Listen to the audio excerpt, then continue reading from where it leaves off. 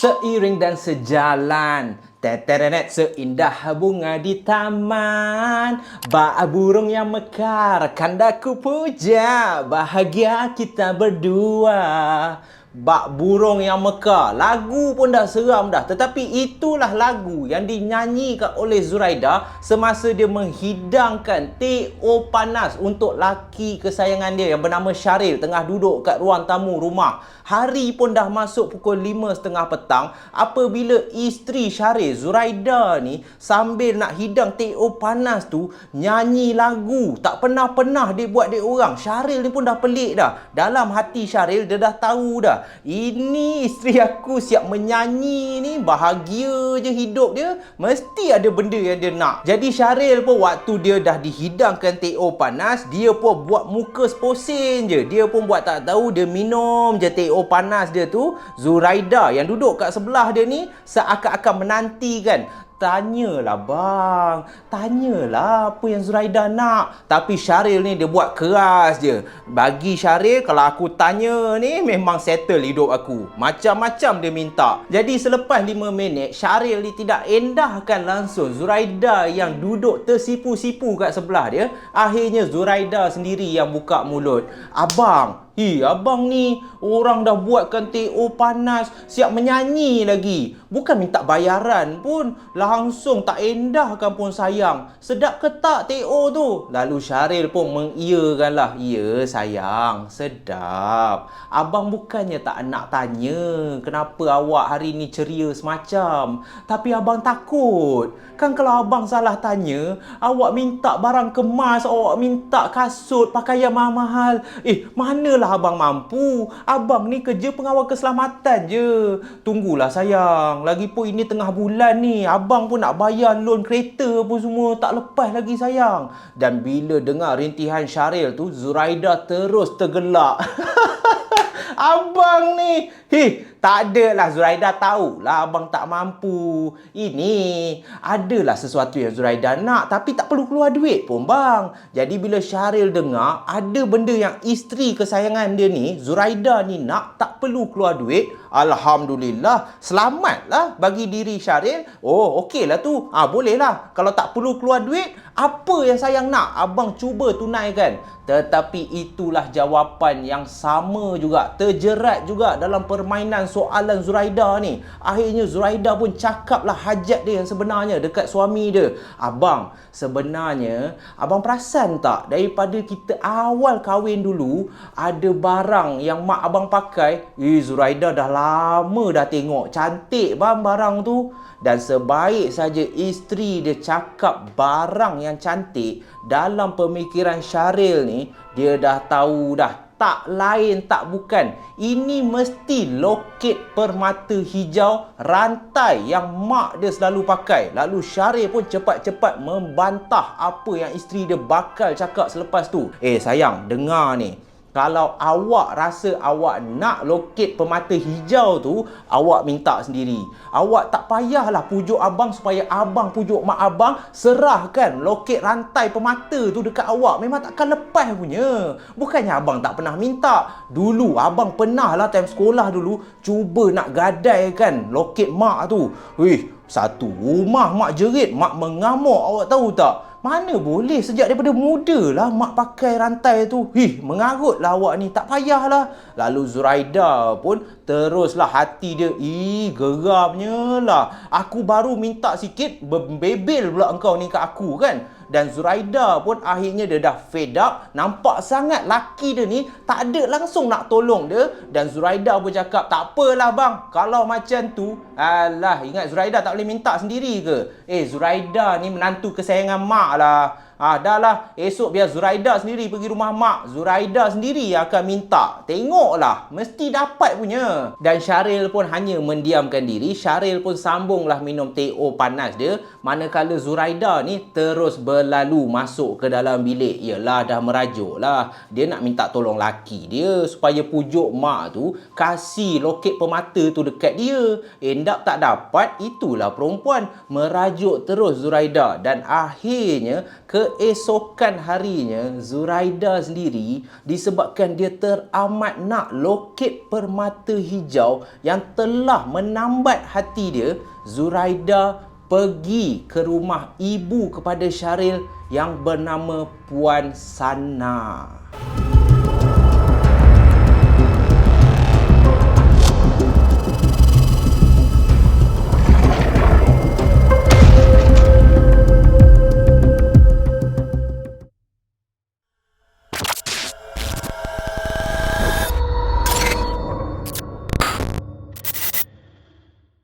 Assalamualaikum, Ibu.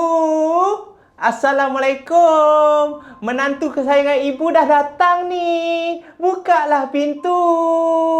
Itulah suara yang bergema cukup kuat betul-betul di hadapan rumah Puan Sana. Banglo 2 tingkat. Ibu kepada Syaril ni merupakan seorang wanita yang kaya raya. Selepas kematian suami dia semasa dia muda, Puan Sana tidak lagi berkahwin, mewarisi kekayaan yang memang banyak, mempunyai rumah agam, bak istana yang cukup besar. Dan kenapa Syaril ni tak duduk dengan mak dia? Disebabkan Syaril ni seorang anak yang berdikari. Selepas dia berkahwin dengan Zuraida, Syaril ni walaupun dia tahu ibu dia seorang yang kaya, mampu mewahkan dia, tetapi Syaril ni tidak mahu sedikit pun harta daripada ibu dia. Syaril ni sanggup berusaha, bekerja, berhempas pulas untuk menyara isteri dan anak-anak dia. Dan itulah kehidupan Syaril dan Zuraida. Jadi apabila Zuraida ni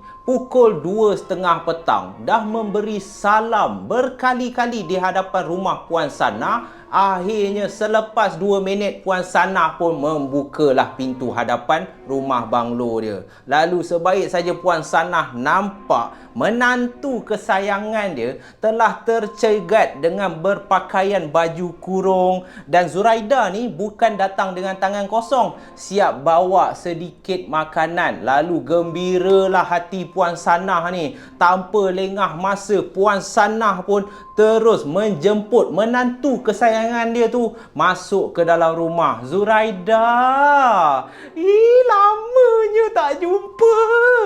Sini meh, peluk mak dulu. Mereka pun berlaga pipi lah. Begitu rapat hubungan di antara Zuraida dan juga Puan Sana ni. Dan sebaik saja Zuraida dah masuk, mereka pun mulalah berborak. Ibu kepada Syaril ni pun tanyalah menantu kesayangan dia ni, Ida, kenapa datang awal sangat ni?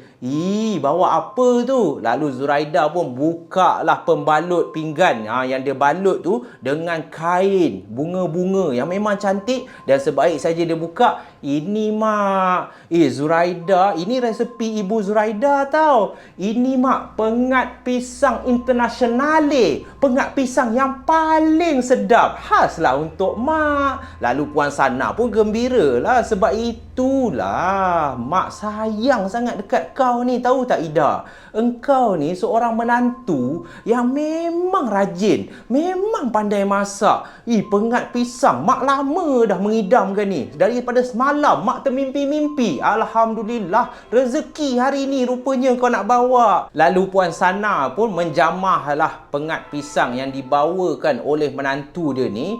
Dan waktu tengah dia makan-makan pengat pisang tu, Zuraida ni dah mula memandang tanpa berkelip mata, seakan-akan terpegun tengok Puan Sana ni. Lalu Puan Sana pun tegurlah Zuraida ni, amboi, pandang mak sampai tak berkelip mata. Kenapa tu? Mak segan lah. Ada yang tak kena ke dengan mak ni? Padahal dalam hati Zuraida, dia sedang terpegun tengok kecantikan yang dimiliki oleh Puan Sana. Dalam hati Zuraida sendiri, dia tahu bahawa suami dia, Syaril ni, pernah bagi tahu dia bahawa Puan Sana telah pun berusia 73 tahun. Tetapi apa yang membuatkan Zuraida ni terpegun, tergamam melihat kecantikan wajah yang tidak pernah tua yang dimiliki oleh Puan Sanah. Seakan-akan Puan Sanah ni baru saja berusia 30 tahun. Tak nampak pun macam dah 73. Lalu Zuraida pun cakaplah dekat Puan Sanah, "Mak, sebenarnya Ida terpegun daripada tadi, Mak. Ida tengok muka Mak. Ya Allah, cantiknya. Ida sampai iri hati, Mak. Mak pandai jaga muka. Tak nampak berkedut, tak nampak tua, Mak. Sungguh, Mak. Ida sebenarnya daripada tadi rasa, ya Allah, macam mana mak mertua aku ni pandai jaga muka." Lalu lepas dah dipuji oleh Zuraida macam tu, lagi tersipu malulah Puan Sanah ni. Janganlah cakap macam tu. Alah, apa yang kau nak iri hati dengan mak?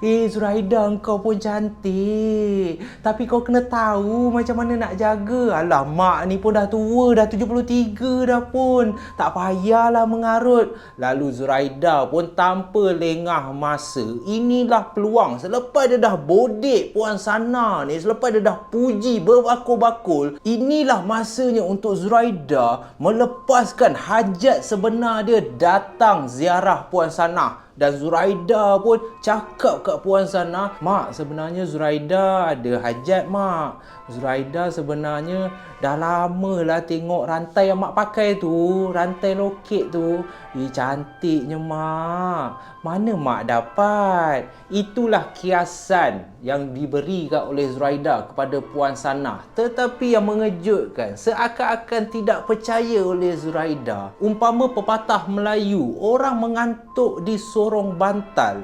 Belum sempat dia cakap yang dia ingin memiliki, dia nak minta kepada Puan Sanah untuk memiliki rantai permata hijau tu, Puan Sanah seakan-akan dapat membaca isi hati Zuraida. Lalu Puan Sanah pun terus cakap dekat Zuraida, "Ida nak ke? Ida nak rantai ni. Kalau nak, cakap je lah awal-awal." Dan Zuraida sebaik saja dia dengar Puan Sanah cakap macam tu, memang orang mengantuk di sorong bantal lah.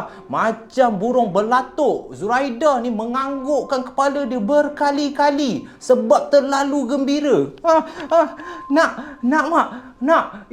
Mak memang nak kasih kat Zuraida ke? Lalu Puan Sanah pun tak lengah masa. Dia pun buka lah rantai belut tu dan dia pun pasangkan dekat leher Zuraida. Dan bila rantai tu dah ada kat leher Zuraida, Zuraida pun membelik-belik rantai permata hijau tu. Mak, terima kasih, Mak. Sebenarnya Ida dah banyak kali minta ke Abang Syaril naklah rantai ni. Tapi tak sangka Mak memang niat nak kasih kat Ida ke? Dan Puan Sanah pun dengan hati yang gembira cakap dekat menantu dia, "Mak memang dah lama dah tunggu kau buka mulut je. Alah, kau nak harapkan anak Mak Syaril tu, laki mana tahu pasal barang kemas ni. Ida, cantik lah Ida pakai. Tapi Mak tak kasih kosong tau." So Zuraida ni dalam hati yang gembira, dia duduk tengah belik-belik tu, dia tak berapa dengar sangat apa yang Puan Sanah ni cakap sebab dia dah terpegun, dia dah gembira. Akhirnya dia dapat juga permata hijau ni yang dia memang idamkan setelah sekian lama. Lalu Puan Sanah pun lagi sekali tegur Zuraida ni, "Ida, dengar tak Mak cakap ni? Mak boleh kasih kau rantai tu, tapi ada syarat lah." Dan pada masa inilah Ida seakan-akan tersentak. Syarat apa, Mak? Nak rantai ni pun ada syarat ke, Mak? Tak kisahlah, Mak. Apa, Mak, syarat dia? Janji Ida dapat rantai ni, Ida okey je. Dan tanpa lengah masa, Puan Sanah sambil tersenyum, dia berhenti makan pengat pisang tu. Dia terus tarik tangan Zuraida ni. Kalau macam tu, jom. Ikut Mak masuk bilik. Zuraida ni seakan-akan tergamam. "Mak, nak pergi mana ni, Mak? Mak bagi tahulah dulu apa syarat dia." Nanti Mak bagi tahulah. Jom, ikut Mak masuk bilik Mak. Kalau kau dah setuju tu, cantik lah tu. Mak mak pun memang nak kau pakai rantai tu. Ha, jom. Lalu Zuraida pun ikutlah Puan Sanah tanpa mempersoalkan dan masuklah ke dalam ruangan bilik tidur Puan Sanah. Dan Puan Sanah pun suruhlah Zuraida ni duduk di atas katil dia sementara dia ingin mencari barang yang nak diberikan kepada Zuraida. Jadi bila Zuraida dah duduk dekat atas katil Puan Sanah, dia nampak ibu mertua dia ni seakan-akan tengah mencari sesuatu di dalam almari. So Puan Sanah ni tengah terbongkok-bongkok, tertongging-tongging, dan akhirnya Zuraida nampak Puan Sanah bawa satu bekas kotak kayu yang agak besar dan diletakkan di sebelah dia dekat atas katil. Jadi pada masa ni hati Zuraida dah berbelah bagi. Adakah betul aku ingin memiliki rantai permata hijau ni dan aku sanggup ikut apa saja syarat yang diletakkan oleh ibu mertua aku? So Zuraida ni dia dah macam sangsi sedikit, kotak apa yang Puan Sanah bawa ni?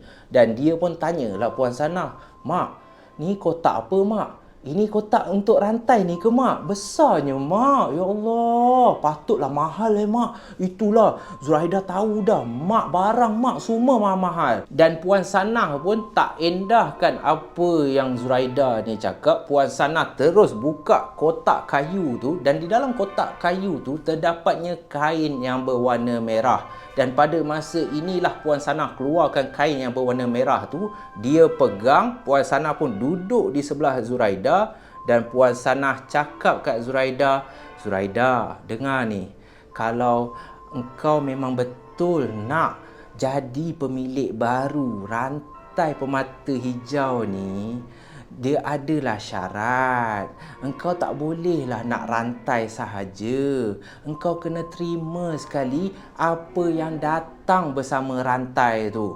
So Zuraida ni lagilah pening, lagilah dia tak faham. Aku hanya nak rantai permata hijau je. Selain daripada rantai ni, aku tak nak barang-barang lain. So Zuraida pun cakaplah dekat Puan Sanah ni, mak, maaf sangat mak, sebenarnya Ida nak rantai ni je mak. Apa yang mak nak kasih bukan Ida tak hargai, tapi alah, Ida tak nak lah mak. Boleh tak mak? So Puan Sanah daripada gembira, daripada lemah lembut melayan Zuraida ni seperti anak sendiri, Puan Sanah seakan-akan terus marah.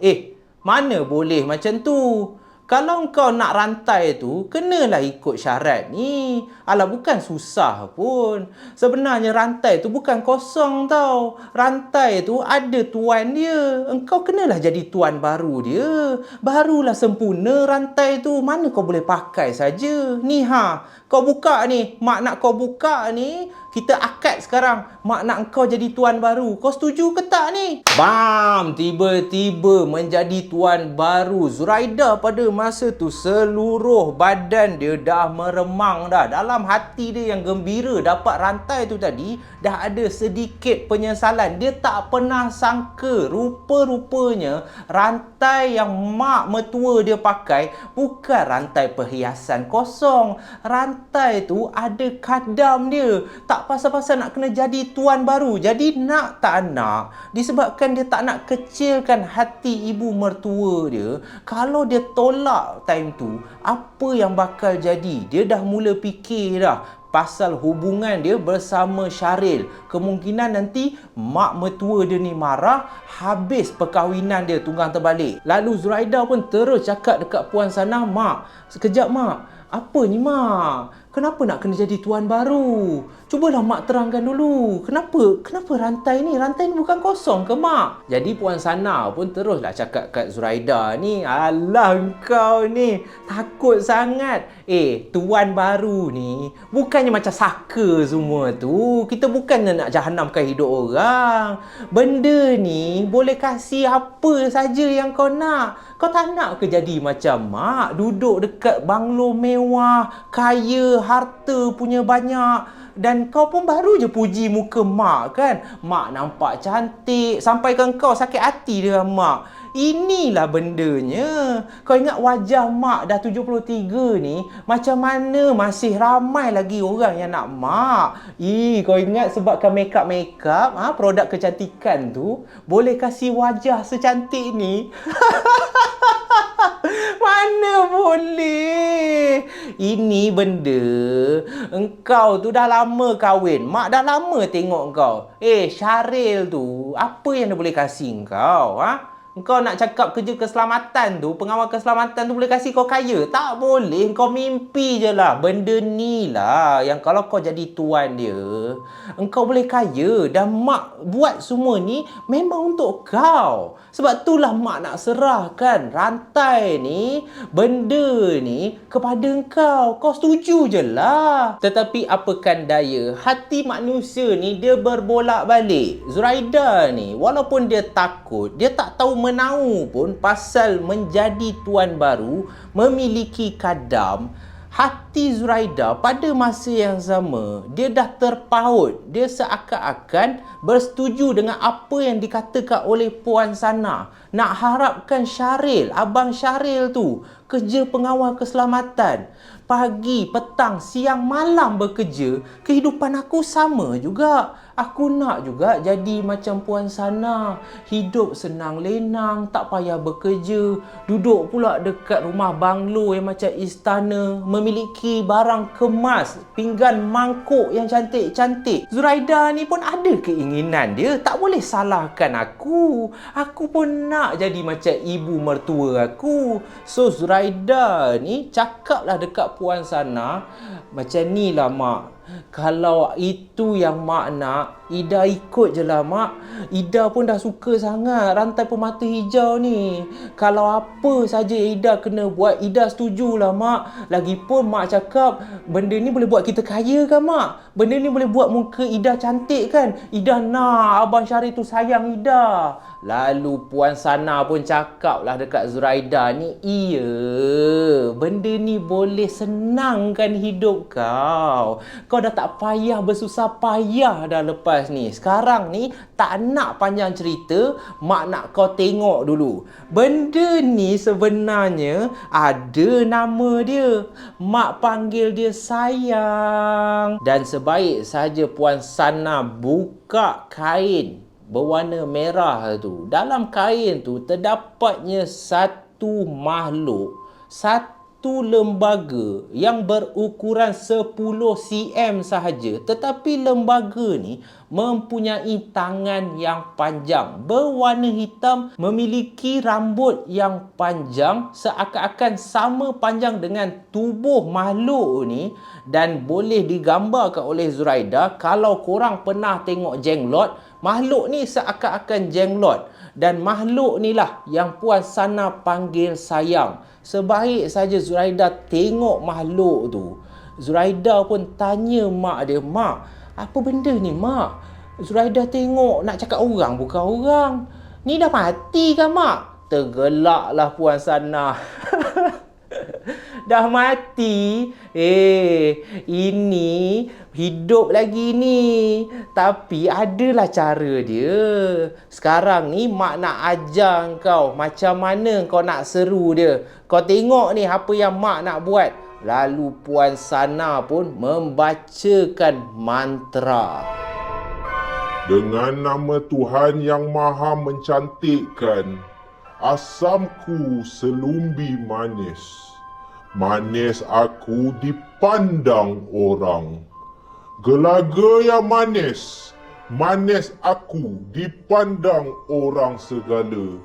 Daripada madu segunung yang manis, berkat doa La ilaha illallah.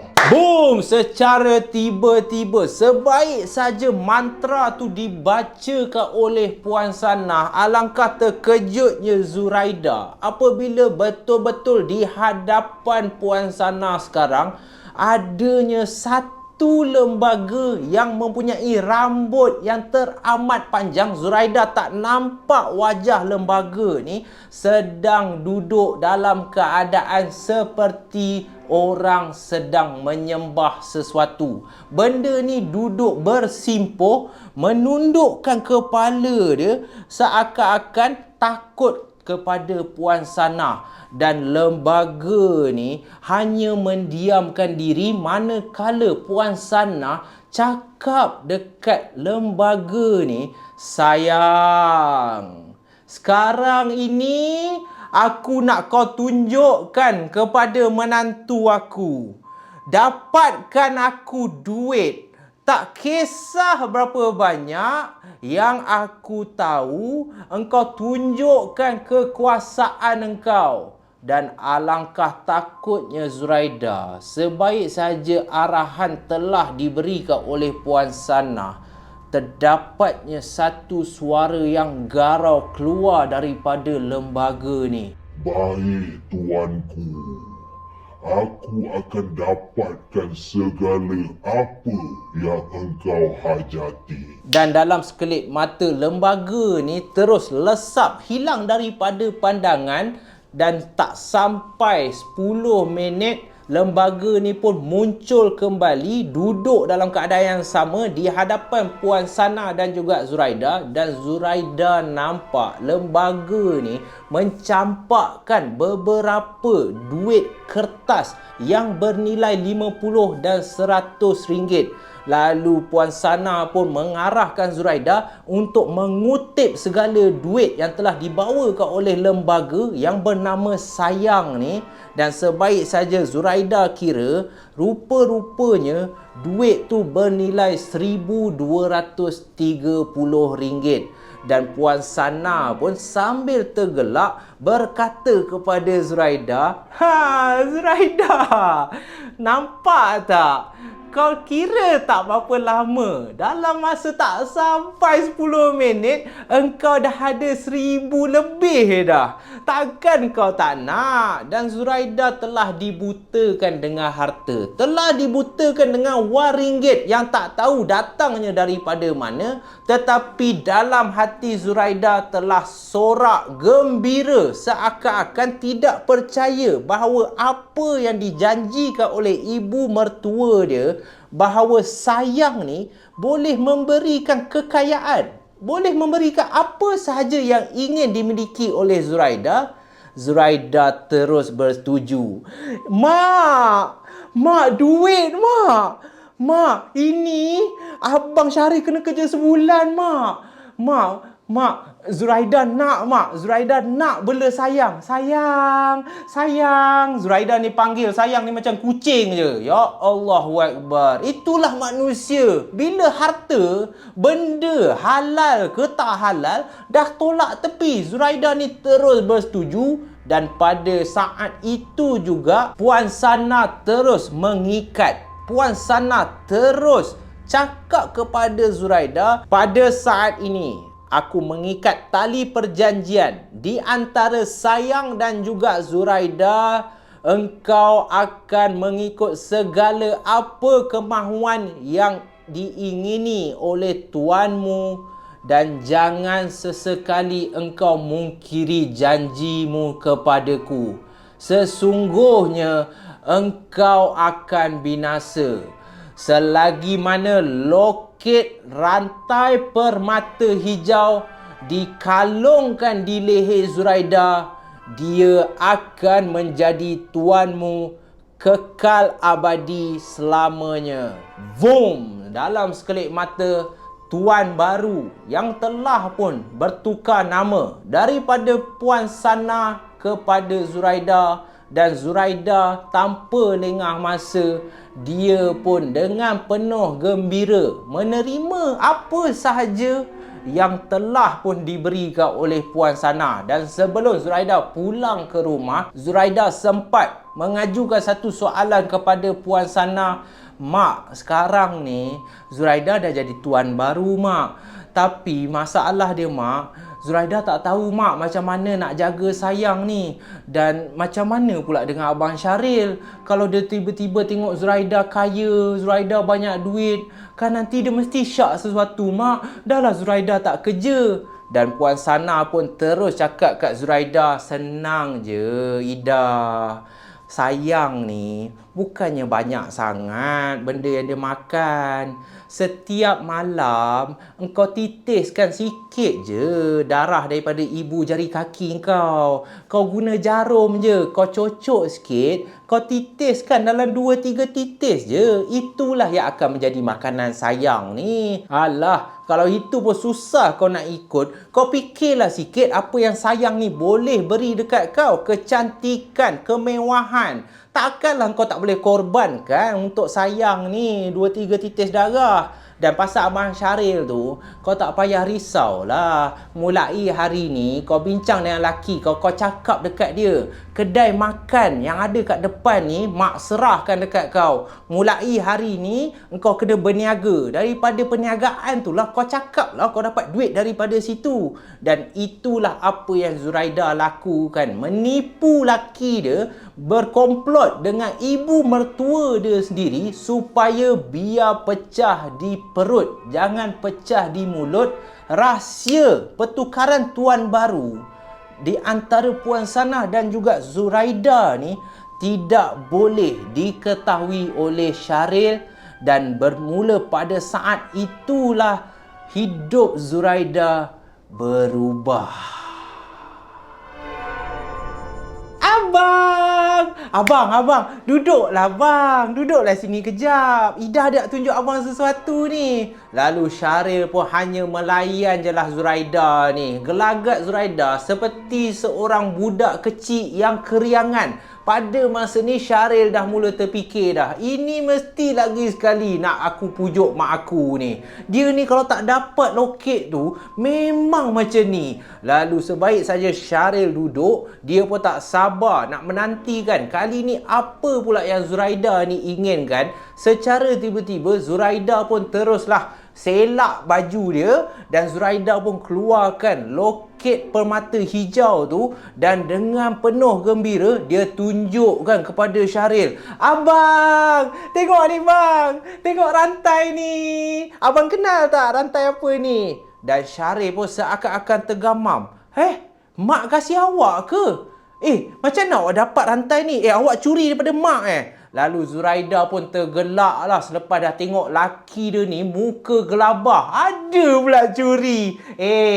Itulah Zuraida dah cakap. Zuraida ni anak menantu kesayangan mak. Mak lebih sayangkan Ida daripada abang. Senang je. Mak terus kasih. Ida cakap nak, mak cakap dah lama dah dia memang nak kasih Ida. Jadi Syaril ni seakan-akan pelik. Pandai pula awak ambil hati mak. Daripada dulu tau, keluarga kita orang pernah nak minta mak rantai ni. Abang pun pernah lah. Sebab tu abang cakap abang pernah nak gadai rantai ni. Tapi mak punya marah, mak tak kasih pun kita orang adik-beradik. Lalu Zuraida pun gembira lah. Itulah, abang ni nama je anak mak, tapi tak reti nak ambil hati mak. Tengok Ida, alah, senang je dapat. Jadi Syaril ni pun pasrah je lah. Yang penting sekarang ni apa yang dihajati oleh Zuraida telah pun dia dapat. Lalu Zuraida pun mulalah ajukan soalan yang kedua. Syaril ni ingat itu je lah, dah habis setakat tu je lah. Rupa-rupanya ada juga sesuatu yang diinginkan oleh Zuraida ni. Dan Zuraida pun minta izin suami dia, abang, selain daripada rantai ni, sebenarnya ada lagi satu berita gembira lah. Lalu Syaril pun pelik lah, apa lagi berita gembira? Ada lagi ke? Awak ni macam-macam lah. Dan Zuraida pun tak lengah masa dia terus bagi tahu suami dia, mulai hari ni abang dah tak payah susah payah dah kerja. Abang pun dah tak payah lah buat part time. Zuraida ingat Zuraida nak tolong abang. Mak abang hari tu dah suruh Ida buka berniaga kedai makan kat depan tu. Kan tu mak punya. Mak cakap dia nak kasih kedai makan tu kat Ida. Lepas ni Ida boleh lah tolong abang sikit. At least tak adalah beban sangat. Kita pun dah ada 2 orang anak dah bang sekarang. Dan Syaril pun seakan-akan tidak percaya dengan apa yang Zuraida ni bagi tahu dia. Syaril terus membantah. Apa ni sayang, tak payahlah. Abang boleh kerja, abang boleh sara keluarga kita. Yang awak mengada-ngada nak pergi buka kedai makan tu, kenapa kenapa? Awak jangan dengar sangat cakap mak tu. Awak ni, saya tahulah awak rapat dengan mak. Tapi awak duduk rumah, besarkan anak-anak je. Tugas saya sebagai suami, biarlah saya yang kerja. Dan Zuraida ni pun melawan lagi sekali cakap suami dia. Abang ni, abang kerja pun pengawal keselamatan je. Kalau nak harapkan duit abang, sampai bila bang? Saya nak hantar anak-anak kita tu belajar tempat yang bagus sikit. Kalau harapkan duit gaji abang, macam ni je lah kehidupan kita. Saya ni bukannya nak susahkan abang, saya nak senangkan lagi kerja abang. Dah mak abang pun setuju nak kasih kedai makan tu kat Ida. Apa salahnya? Abang setujulah bang. Ida nak berniaga, Ida bosan lah duduk rumah. Lalu selepas dah dipujuk berkali-kali oleh isteri dia, Syaril ni tak ada pilihan lain. Ida ni perangai dia, kalau tak beri apa yang dia nak, mulalah tarik muka. Tak nak masak lah, tak nak kemas rumah. Mana tak serabut kepala Syaril ni. Lalu Syaril pun bersetujulah, cuma dengan syarat. Syaril cakap dekat Ida ni, kasih abang 2-3 hari, boleh tak? 2-3 hari ni abang nak buat overtime supaya bulan ni kita dapat duit lebih sikit. Boleh lah. Awak nak buka kedai makan tu, abang belanjalah awak. Abang keluarkan duit sikit supaya modal permulaan kalau awak betul sangat nak berniaga. Dan Ida ni melompat keriangan lah.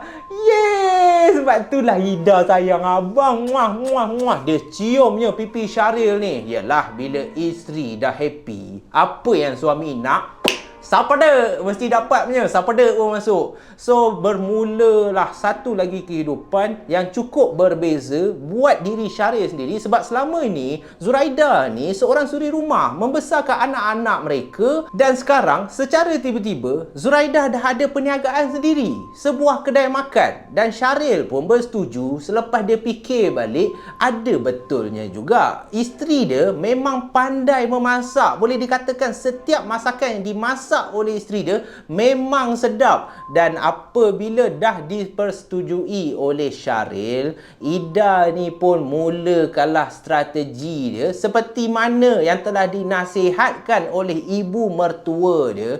Pada malam ketiga, sebaik saja suami dia pulang daripada bekerja, suami dia pun teruslah mandi dan masuk untuk tidur. Sebab dah terlalu kepenatan sebab suami dia buat kerja overtime kan. So Ida pun ambillah peluang pada malam tu, sebelum keesokan harinya dia ingin memulakan perniagaan dia. Ida pun pergilah ke ruangan dapur, di mana dekat dapur itulah Zuraida ni simpan kotak kayu yang ada jenglot dalam bekas beras. Dia kautnya beras tu, kaut punya kaut, dan Zuraida ni pun keluarkan kotak tu. Dan Zuraida pun bawa kotak tu, dia letak di atas meja makan dekat dapur tu. Zuraida pun buka lah kotak kayu tu, dia keluarkan kain yang berwarna merah, dia selaknya kain tu, dan dia pun mulalah memegang jenglot ataupun memegang lembaga yang dipanggil sayang tu. Dan selepas Zuraida ni dah pasti yang suami dia Syaril ni dah masuk tidur, dekat ruang dapur itulah Zuraida terus membaca mantra seperti mana yang telah diajar oleh Puan Sana. Dan sebaik saja Zuraida dah habis baca mantra tu, boom, secara tiba-tiba, sama juga seperti mana yang terjadi di rumah Puan Sana, lembaga yang bernama sayang ni muncul di hadapan Zuraida dalam keadaan sedang duduk bersimpuh, rambut yang teramat panjang tengah menyembah kaki Zuraida. Dan sebaik saja Zuraida nampak lembaga seakan-akan jenglot ni yang rambut panjang, kurus kering, kuku hitam yang teramat panjang, yang teramat kotor, Zuraida pun terus cakap kepada sayang, "Aku bernama Zuraida. Engkau kenal aku siapa?" Lalu sayang pun mula mengeluarkan suara yang teramat garau, "Aku tak tahu engkau siapa." Dan Zuraida pun terus berkata kepada sayang, "Nama engkau sayang, nama aku Zuraida. mulai hari ini aku tuan baru engkau. Engkau faham tak? Lalu sayang pun menganggukkan kepala dia. Dan mulalah Zuraida mengarahkan untuk tugas yang pertama. Esok pagi aku nak engkau pergi carikan aku seberapa banyak duit. Aku nak duit. Aku nak duit untuk berniaga. Aku nak engkau kaya, engkau mewahkan aku. Ingat, engkau jangan mungkiri janji engkau. Sebab aku tuan baru engkau. Kalau tidak, engkau akan binasa. Dan sebaik saja arahan telah diberikan. Sayang ni pun dalam sekelip mata hilang daripada pandangan. Dan Zuraida pun di dalam hati dia penuh gembira. Seakan-akan dia mempunyai satu kuasa. Dia mempunyai khadam yang boleh mendapatkan dia harta tanpa perlu dia bersusah payah. Dan Zuraida pun menyimpan balik sayang di dalam kain berwarna merah tu, diletaknya di dalam bekas kayu tu. Dan Zuraida pun sorokkan balik bekas kayu tu di dalam beras. Dan pada malam itu, sebaik saja Zuraida ni masuk ke dalam bilik tidur dia, alangkah terkejutnya Zuraida ni apabila dia dapati rupa-rupanya suami dia belum tidur lagi. Jadi dah berdebarlah hati Zuraida ni. Adakah apa yang aku lakukan di dapur tadi suami aku dengar? Adakah Syaril dah tahu apa yang aku buat? Jadi Zuraida ni hanya mendiamkan diri. Dia pun baring di sebelah Syaril. Dan memang betul pun, sebaik saja Zuraida ni nak tidur, tiba-tiba Syaril ni mula tanya Zuraida, apa yang awak buat dekat dapur tadi? Sekarang ni dah pukul 3 pagi. Awak ni daripada mana?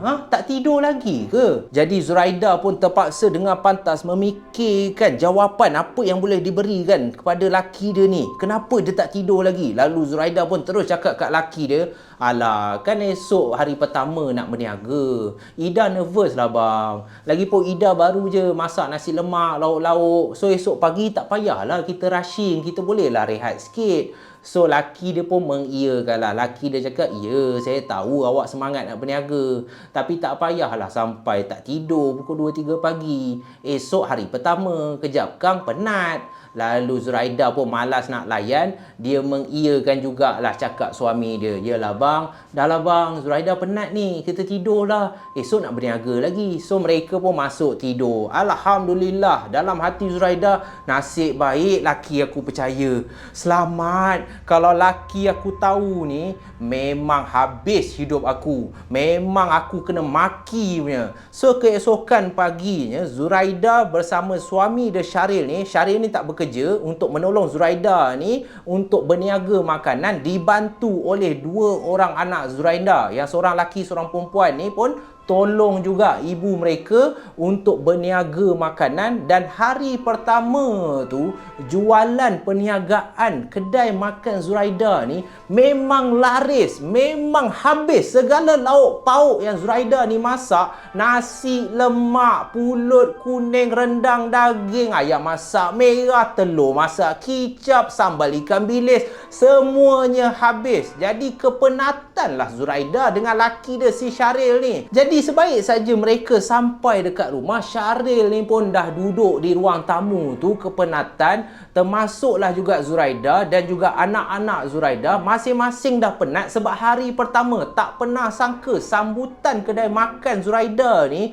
memang ramai gila orang. Semua orang memuji kesedapan yang dimasak oleh Zuraida ni. Termasuk juga Syaril. Syaril memuji kerajinan Zuraida ni. Walaupun dia seorang isteri, nak juga tolong suami, nak juga cari rezeki dengan buka perniagaan kedai makan. Jadi apabila semua je dah penat, mereka pun dah tak larat, Zuraida dan juga suami dia pun dalam pukul 10 malam masuk tidur. Sebab apa? Sebab keesokan paginya nak sambung berniaga lagi. Zuraida tak pernah terfikir di dalam hati dia, ya Allah, penat juga berniaga kedai makan ni. Patutlah Puan Sana suruh aku yang buka kedai makan, bukan dia. Aku tak pernah sangka sepenat ni. Tetapi sebelum masuk tidur, Zuraida ni tiba-tiba dia teringat apa yang dia dah minta semalam kepada sayang untuk dapatkan dia seberapa banyak duit.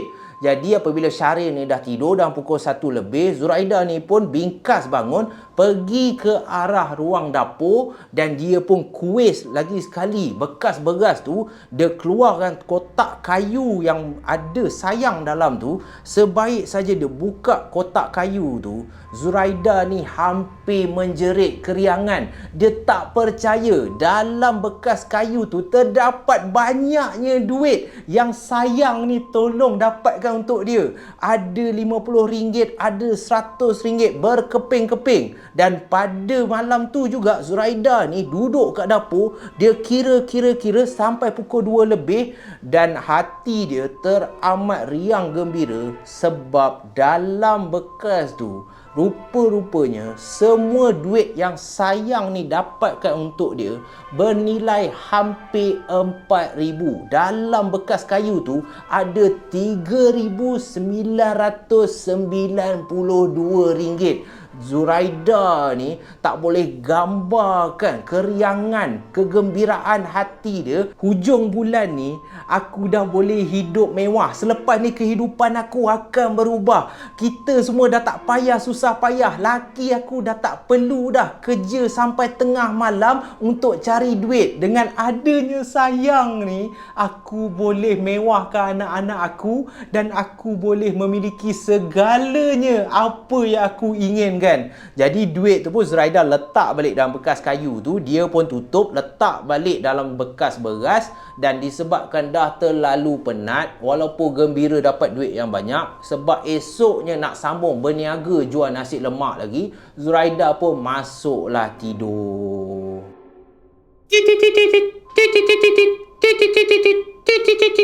Tiba-tiba jam telah pun menunjukkan pukul 5.30 pagi. Alarm telefon bimbit milik Syaril ni pun berbunyi. Lalu Syaril ni pun terjaga daripada tidur dia. Sebaik saja dia tengok jam dah pukul 5.30, tetapi Zuraida ni masih lena lagi di buai mimpi. Syaril ni pun kejutlah Zuraida ni. "Sayang, bangun sayang. Sayang. Awak tak berniaga ke hari ni? Takkanlah sehari buka dah tutup?" Lalu Zuraida ni pun dengan liat dia pun bangun disebabkan semalam penat tak hilang lagi. Zuraida ni pun gosok-gosok mata dia. Lalu dia pun tanyalah Syaril ni, "Abang, kenapa ni bang? Aduh, sikit lagi dah bang. Awal lagi kan?" Dan Syaril pun cakaplah kat Zuraida, "Awal apanya? Awak nak masak nasi kan tak sempat. Sekarang dah pukul 5.30. Dan sebaik saja Syaril cakap 5.30, Zuraida ni terus daripada mamai-mamai tadi terus terduduk atas katil. "Ha? 5.30? Abang biar betul bang, 5.30? Ya, cepatlah siap. Awak pergi masak nasi. Ni abang nak mandi dulu." Rupa-rupanya dah lambat dah 5.30. Bila yang nak masak nasinya? Kedai buka pukul 7 pagi. Orang nak bersarapan pagi kan? Cumanya, apa yang menjadi kerisauan buat diri Syaril dan juga Zuraida adalah dua benda yang berbeza. Syaril ni pada awalnya dia risau yang isteri dia takkan sempat berniaga. Sebab apa? Sebab dah pukul 5.30. Bila yang nak masak nasi lemaknya? Tapi Zuraida sekarang ni bukan kisah pasal perniagaan tu. Sebab perniagaan tu hanya sampingan sahaja nak mengaburi mata si Syaril ni dengan kekayaan yang dia dapat hasil daripada menjadi tuan kepada sayang. Tapi sekarang ni masalah dia, Zuraida ni dia terlupa nak kasih makan kepada sayang ni. So apa yang akan menimpa Zuraida? Zuraida ni dah mula risau. Sebab perjanjian tu dia kena kasih sayang ni beberapa titisan darah daripada ibu jari kaki dia. Tapi semalam dah penat balik berniaga, lepas tu kira duit sampai pukul 2 lebih pagi, dah nak pukul 3 pagi. Manalah Zuraida ni nak ingat yang dia nak kena kasih makan pula binatang peliharaan tu kan. Dah jadi tuan ni adalah syarat. So Zuraida ni pun disebabkan dia dah terlalu risau, dia pun malas nak fikir, dia terus berlari ke arah dapur untuk tengok sama ada keadaan kat dapur tu masih okey lagi ke tak, sebab dia takutlah kalau sayang tu tiba-tiba walaupun dah berada dalam kotak kayu tu, kejap kang sayang tu mengamuk, dia sepahnya dapur tu, dia duduk atas meja, tak pasal-pasal kantoi dengan Syaril ni. Jadi sementara Zuraida ni sedang tengok kawasan dapur tu, sempat juga Zuraida ni dah halang-halang dia dekat dapur, dia masak juga nasi lemak untuk bawa pergi berniaga. Syaril ni daripada depan, dia terdengar suami dia ni menjerit, "Zuraida! Sayang! Cepat ke depan!" Dan apabila Zuraida ni dengar suami dia menjerit dengan begitu kuat, memanggil nama dia, Zuraida hati dia dah teramat takut. Tembelang dia dah pecah. Kemungkinan suami dia dah tahu dah yang isteri dia ni ada buat benda yang tidak elok. Kemungkinan suami dia dah jumpa sayang. Lalu Zuraida pun secara perlahan pergi ke arah ruang tamu dan dia tengok suami dia sedang menangis. Jadi Zuraida ni lagilah takut. Belum sempat Zuraida ni nak minta maaf, tiba-tiba suami dia cakap kat Zuraida, "Sayang, Momo, tengok apa jadi dekat Momo."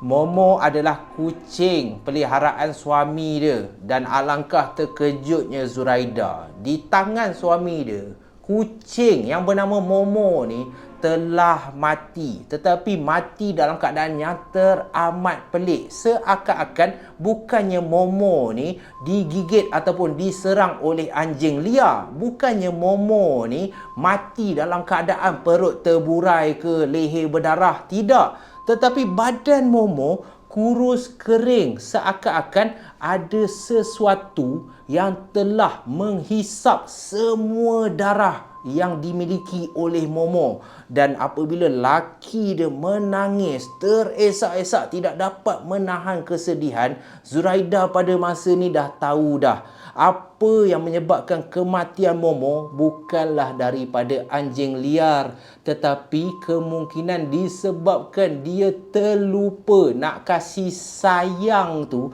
sedikit darah daripada ibu jari kaki dia. Momo menjadi mangsa, Momo menjadi santapan buat sayang.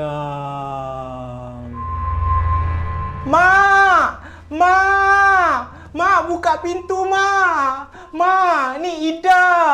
Mak, bukalah pintu. Ida takut, Mak. Ida takut. Itulah apa yang terjadi di hadapan rumah Puan Sanah. Zuraida ni menjerit sekuat hati meminta tolong daripada ibu mertua dia.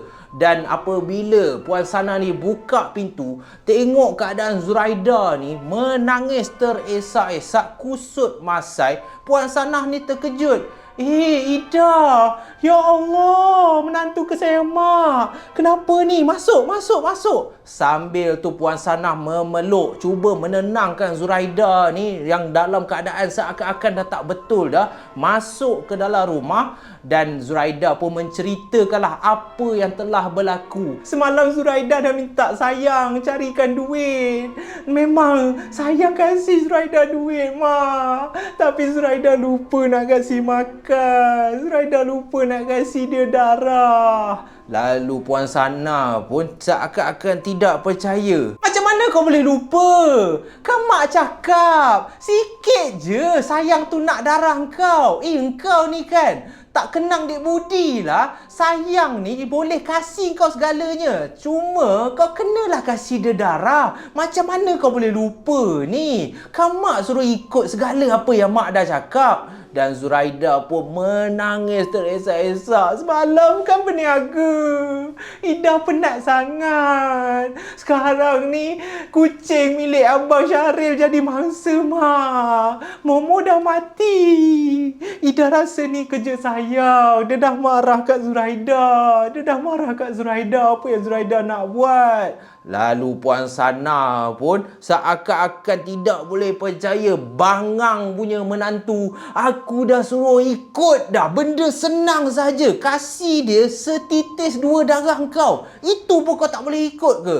Tapi Puan Sana terpaksa tenang. Lalu Puan Sana pun cakap, biarkan apa yang terjadi kat Momo. Sekarang ni yang pentingnya, apa yang kita buat ni, kau jangan sampai Syaril tahu kejap kang dia salahkan aku. Aku pula yang hasut kau. Sekarang ni aku nak kau pergi balik. Kau berniaga kan kejap sekarang. Kau pergi berniaga macam biasa. Malam ni kau kasih dia lebih sikit darah kau. Apa yang jadi kat Momo tu dah memang macam tu. Nak buat macam mana? Engkau yang lupa. Ini semua salah engkau. Kau ingat, biar pecah di perut, jangan pecah di mulut. Mak tak nak tengok kau sedih-sedih macam ni.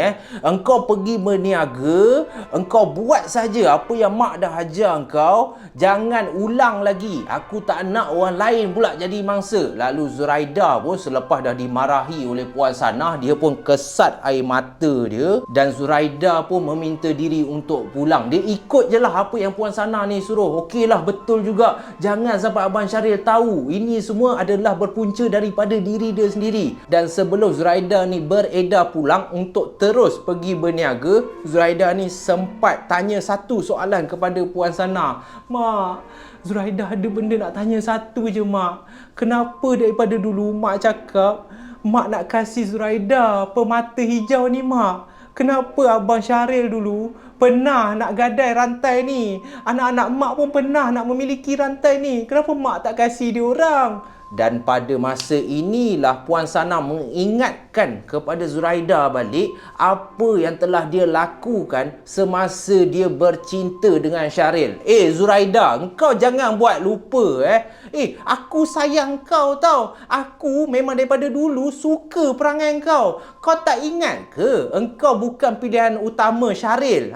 Syaril tak suka engkau dulu. Engkau jangan buat lupa. Engkau dengan aku yang sihir Amira tu. Biar Amira tu jatuh sakit. Dan akhirnya apa yang jadi? Amira tu mati. Kalau bukan aku tolong kau, engkau kempunan lah nak kahwin dengan anak aku Syaril tu. Nasib baiklah aku pun memang suka kat kau. Kau ingat ni, apa yang berlaku sekarang ni, semuanya sebab kau. Kau jangan nak salahkan mak. Lalu Zuraida pun terkenang kembali. Memang betul apa yang dikatakan oleh Puan Sanah. Sewaktu dia bercinta dengan Syaril dahulu, sebenarnya Syaril ni tidak mencintai Zuraida. Syaril ni telah pun ada seorang kekasih yang bernama Aminah. Tetapi Aminah ni dibenci, tidak disukai oleh Puan Sanah. Sebab apa? Sebab Aminah ni solat tak pernah tinggal, baca Quran tak pernah tinggal. Seorang wanita yang teramat soleha.